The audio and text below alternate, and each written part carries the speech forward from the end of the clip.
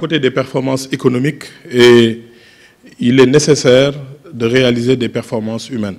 Et ce qu'on a vu aujourd'hui montre l'engagement de la Sonatel à côté de l'humain, comme vous l'avez noté, Monsieur le Directeur Général, dans votre discours. Votre politique RSE, nous avons l'habitude de le voir, au-delà du sponsoring dans le sport, nous avons vu ce que vous faites dans l'éducation, dans la santé, dans la culture, l'encadrement de jeunes entreprises. Nous avons vu tout à l'heure Madame s'exprimer dans l'encadrement qu'elle a eu à bénéficier de la part de la Sonatel, mais dans la formation professionnelle aussi. Nous avons noté l'engagement dans Sonatel Academy qui permet d'accroître les capacités des jeunes Sénégalais en matière d'encodage quand on sait le potentiel que regorge notre pays dans le numérique. Cet engagement dans l'humain très cohérente au PSE. Parce que comme vous le savez, le PSE, c'est 3 points. D'abord, le premier pilier, c'est la restructuration de notre économie avec la diversification des moteurs de croissance. Le second pilier, c'est le développement du capital humain à côté d'un troisième pilier qui est celui de la bonne gouvernance, de la paix, de la sécurité et le bon voisinage. Mais le développement humain fait appel à beaucoup de choses. D'abord, rattraper nos retards sociaux, nos retards territoriaux. C'est la raison pour laquelle, depuis 2012, vous avez noté l'instauration de mesures très sociales comme la bourse familiale, qui est un élément de dignité humaine, permettra à une personne d'avoir un minimum de revenus par an, permettre à cette personne l'obliger avec ce revenu de scolariser son enfant, lui permettre avec ce revenu aussi d'avoir son enfant dans les registres de l'état civil. Vers 2012 ou 2013, nous avons noté qu'il y avait 50 000 enfants sénégalais qui ne pouvaient pas faire le CFE parce qu'ils n'étaient pas enregistrés sur les registres d'état civil. Donc, à côté de cela, permettre aussi à une bonne partie des Sénégalais qui n'arrivent pas à se soigner, qui ne sont pas privilégiés comme nous parce qu'ils n'ont pas d'assurance maladie. Entre 2012 et maintenant, avec la CMU, le taux de personnes qui sont enregistrées dans une assurance maladie est passé de 5% à 40%.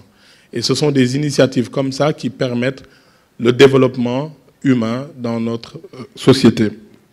Et tout cela, nous l'avons nommé inclusivité sociale. Et c'est parce qu'une société qui avance ne doit pas exclure.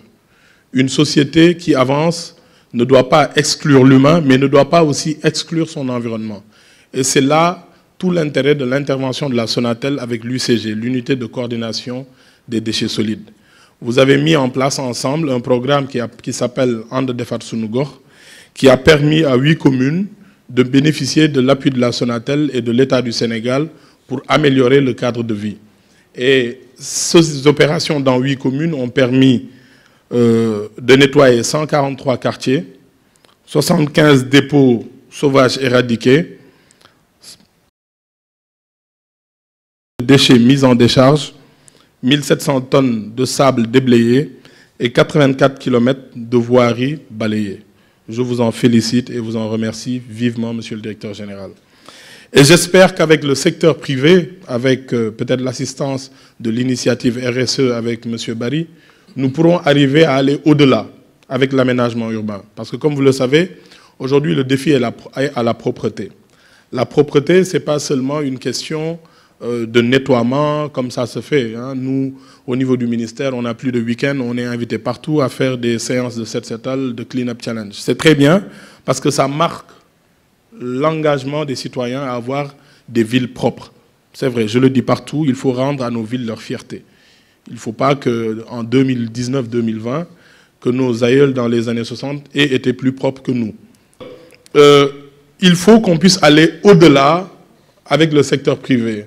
Monsieur Barry, est-ce que la RSE permet d'arriver à aménager des espaces publics? Il faut qu'on y arrive parce qu'au ministère, le défi de la collecte des déchets, le défi du nettoiement, on peut le relever. C'est de la force physique, c'est des moyens financiers. Mais le changement de comportement, il peut intervenir que lorsqu'on a une politique de pérennisation qui est prise en charge par les populations à la base. Et ce changement-là, il faut naturellement l'impulser, il faut l'implémenter, c'est un terme informatique, je ne sais pas si ça marche avec l'humain, mais implémenter au niveau local de nouvelles habitudes, mais une organisation locale qui permettra dans chaque quartier, d'avoir des fréquences de nettoiement, une prise en charge, naturellement, de la sanction, puisqu'on dit qu'au Sénégal, on ne sanctionne pas assez. Là, je pense qu'on arrivera à un niveau où il va falloir sanctionner. Donc, monsieur le directeur général, il y a d'autres entreprises qui se sont déjà engagées, la CSE et Total. Nous rêvons d'une grande coalition, une coalition victorieuse qui pourra permettre, dès le premier tour, d'avoir des espaces publics aménagés, des espaces urbains rénovés et rendus aux populations, au grand bonheur des populations, parce que ce que nous voulons, c'est que les Sénégalais, les Dakarois puissent marcher librement, puissent fréquenter les espaces publics, et ça mérite une grande coalition victorieuse au premier tour. Je vous remercie.